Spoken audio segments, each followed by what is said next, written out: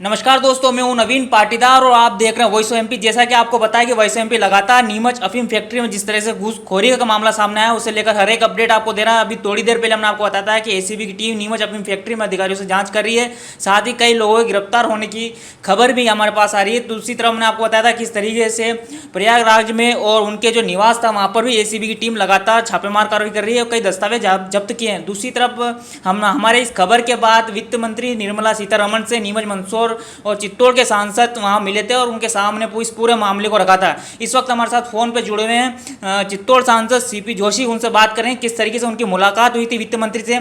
सांसद जी, किस तरह की मुलाकात आपकी हुई थी और किन बातों को लेकर आपने वित्त मंत्री के सामने रखी? जी, प्रमुखता से जो केस सामने आया है उसको लेकर हमने माननीय वित्त मंत्री महोदय के सामने पूरा विषय रखा है कि इस प्रकार की शिकायतें आई है। और मैं तो प्रतिवर्ष जांच एजेंसी को पत्र भी लिखता हूं जब भी कोई इस प्रकार का विषय ध्यान में आता है।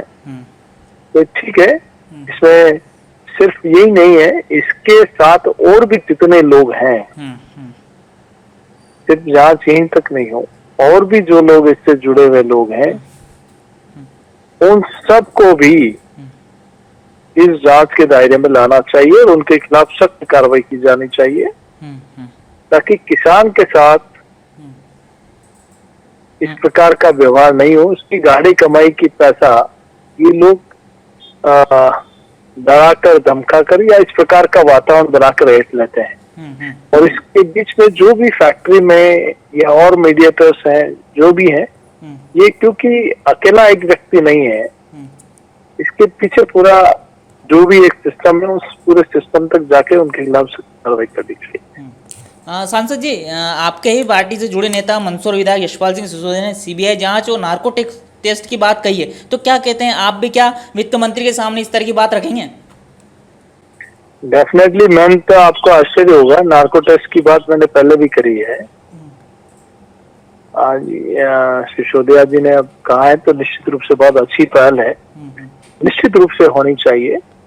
और इस विभाग में जितने इस सिस्टम में पिछले लंबे समय से जुड़े लोग हैं उन सब का टेस्ट होना चाहिए ताकि, और मैं समझता हूं कि माननीय वित्त मंत्री महोदया निश्चित रूप से इस पूरे हमें विश्वस्त किया है, आश्वस्त किया है कि निश्चित रूप से जो भी लोग इसमें शामिल है उन पर एक्शन करेंगे।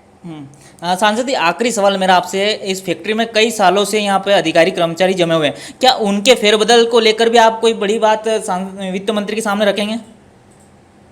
देखिए, हमने पहले भी इसके लिए इस विषय में कहा है, क्योंकि ये स्थायी रूप से पहले जो इनको नौकरियां मिली है वो इसी फैक्ट्री के लिए मिली है, तो इनका ट्रांसफर कहाँ होगा। लेकिन जो गलत लोग हैं उनको तुरंत घर का रास्ता दिखाया जाना चाहिए ताकि जो लोग हैं दूसरे लोग उन पे जब तक खौफ डर पैदा नहीं होगा तब तक इस प्रकार की हमने पिछले 7 वर्षों में चाहे फैक्ट्री में चाहे कैमरे लगाने हो, चाहे जो हमारा जो पट्टे के किसी की मुख्य परिवार की डेथ हो, उसकी लाइसेंसदारी की डेथ होने के बाद पट्टा दिलाना और नामांतरण के विषय में हमने इंश्योरेंस पे जैसे होता है नॉमिनी वैसा कराने का काम किया।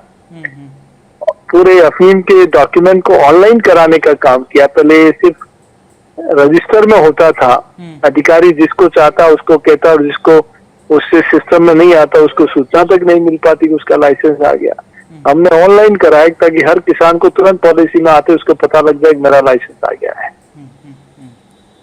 इसके अलावा भी अनेक ऐसे निर्णय पिछले 5-7 वर्षों में हुए हैं जिसको लेकर इसमें पारदर्शिता आई है, लेकिन फिर भी कहीं कमियां खामियां हैं। तो निश्चित रूप से इन सारे लोगों को इस जांच के दायरे में लाकर एक्शन करना चाहिए। सामने आपने किया, हमारे आपके मंदसौर के माननीय सांसद सुधीर गुप्ता जी भी इसमें हमारे साथ थे। तो ये थे सांसद सीपी जोशी, जिन्होंने एक बड़ी बात कही है कि उन्होंने नार्को टैक्स और सीबीआई जांच की मांग वित्त मंत्री के सामने रखी है। साथ ही वे पिछले कई सालों से जिस तरह की अफीम फैक्ट्री में जब भी उनके सामने कोई गड़बड़ी या कोई ऐसा मामला सामने आता है तो वे अपने वित्त मंत्री तक बात पहुंचाते हैं। इस वक्त की बड़ी बात उन्होंने एक साथ में ये भी कही है कि ऐसे लोगों को छोड़ा नहीं जाना चाहिए, साथ में एक बारीकी से जाँच होनी चाहिए, क्योंकि एक अकेला आदमी ये सब कुछ नहीं कर सकता। इसके पीछे एक बड़ी चेन है, एक बड़ा सिंडिकेट, जिस तरीके से हम बार बार कह रहे हैं कि एक बड़ा सिंडिकेट इस अफीम फैक्ट्री में चल रहा है, उसको तोड़ने की बहुत जरूरत नहीं। तो अफीम किसानों को जिस तरीके से लूट मचा रखी है, पट्टों के नाम पर जिस पट्टे दिए जाते हैं, नफ्ती की जाती है, उसके नाम पर नारकोटिक्स अधिकारी जिस तरीके से लूट मचाते हैं, उसे लेकर भी उनकी शिकायतें भी अधिकतर सांसद महोदय के पास जाती है और वे अधिकतर इन मुद्दों पर अधिकतर किसानों के पक्ष में बात करते नजर आते हैं। धन्यवाद सांसद जी आपका।